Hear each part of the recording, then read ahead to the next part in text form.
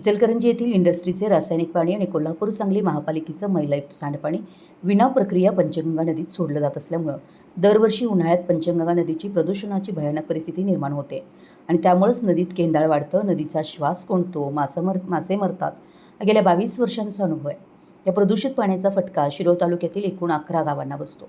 पंचगंगा नदीचे हे प्रदूषित पाणी ही गावे पिण्यासाठी वापरत नसली तरी शेतीसाठी मात्र हेच पाणी वापरावं लागत असून या रासायनिक पाण्यामुळे शेतकऱ्यांना आरोग्याच्या गंभीर समस्यांना तोंड द्यावं लागत असून या प्रदूषित पाण्यानं भविष्यात शेती नापीक होण्याचा धोका आहे.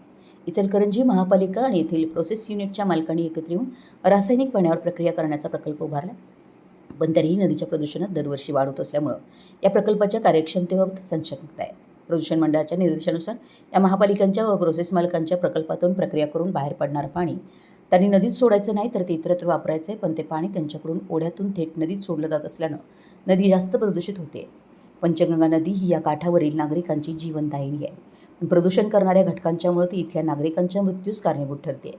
वेळीच उपाययोजना करून ही नदी प्रदूषणमुक्त केली नाही तर हा पंचगंगा घाट उद्ध्वस्त होणार आहे.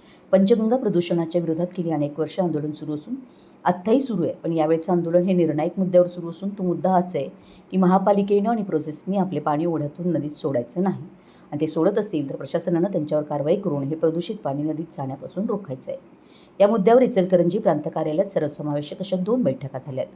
सोमवार दिनांक 6 एप्रिलच्या बैठकीत माननीय प्रांताधिकारी आणि महापालिका आणि प्रोसेस मालकांना 4 दिवसात नदीत पाणी येणार नाही याची काळजी घ्यावी, अन्यथा प्रदूषण मंडळानं हे प्रकल्प बंद करावेत असे आदेश दिले होते. पाणी येणं चालू राहिलं तर प्रांताधिकारी यांनी ओढ्यात बांध घालून हे पाणी रोखायचं अशी आंदोलन अंकुश संघटनेनं मागणी केली आहे. प्रांताधिकारी यांनी नदीत मिसळणारं प्रदूषित पाणी बांध घालून स्वतः थांबवलं तर ठीक, अन्यथा जनरेटर निर्माण करून आपल्याला ते पाणी बांध घालून रोखायला लागणार आहे. पंचगंगा नदी प्रदूषणास मुख्यत्वे प्रोसेस इंडस्ट्री जबाबदार असून त्यांचं पाणी जरी नदीत यायचं थांबलं तरी प्रदूषणाची तीव्रता मोठ्या प्रमाणात कमी होणार आहे. त्यांनी नदीत पाणी सोडणं ही त्यांची कृतीसुद्धा बेकायदेशीर असल्यामुळे पाण्याच्या दुसरीकडे सोय करेपर्यंत त्यांना प्रोसेस युनिट स्वतःच बंद ठेवावे लागणार आहेत. कोणत्याही परिस्थितीमध्ये महापालिका आणि प्रोसेसवाल्यांचे पाणी नदीत खपवून घ्यायचं नाही या एकाच मुद्द्यावर फोकस करून सध्याचं आंदोलन सुरू असून आंदोलनामागची भूमिकाही कायद्याला धरून आहे. पंचगंगा नदी प्रदूषणमुक्त करायचीच या दिशेनं यावेळचं आंदोलन सुरू असून या आंदोलनाचा निर्णायक टप्पा शुक्रवार दिनांक 17 एप्रिल रोजी पंचगंगा काठावरील सर्व गावं बंद पाळून या आंदोलनात सामील होणार आहेत. सर्वांच्या सहभागातून आणि प्रयत्नातून पंचगंगा नदीला प्रदूषणमुक्त करू असा विश्वास आहे, असं आंदोलन अंकुश संघटनेचे अध्यक्ष धनाजी चुडमुंगी यांनी सांगितलं. मराठी एस न्यूजसाठी शिरोहून दिलीप कोळी.